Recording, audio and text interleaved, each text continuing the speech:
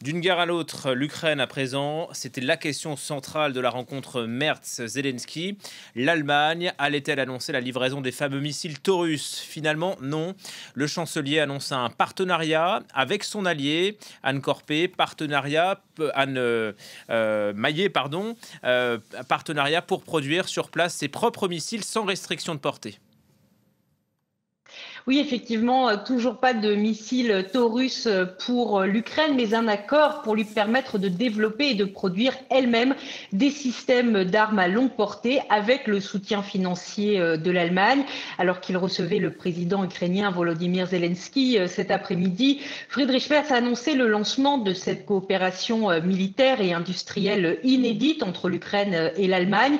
Selon plusieurs médias allemands, Berlin pourrait d'ailleurs livrer des composants techniques à l'Ukraine dans le cadre de cette coopération et il n'y aura pas de restriction à la portée de ces missiles comme l'avait annoncé il y a quelques jours le chancelier.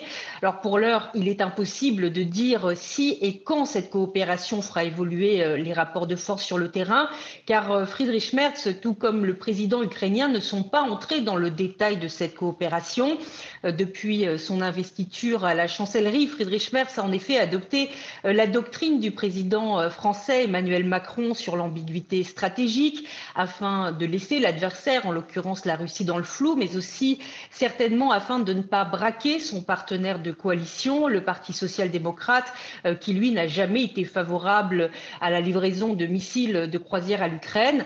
Reste que le message porté aujourd'hui par cette initiative est toutefois assez clair, puisque le chancelier a souligné que cette coopération germano-ukrainienne allait permettre à Kiev de se défendre contre des cibles militaires situées en dehors de son propre territoire.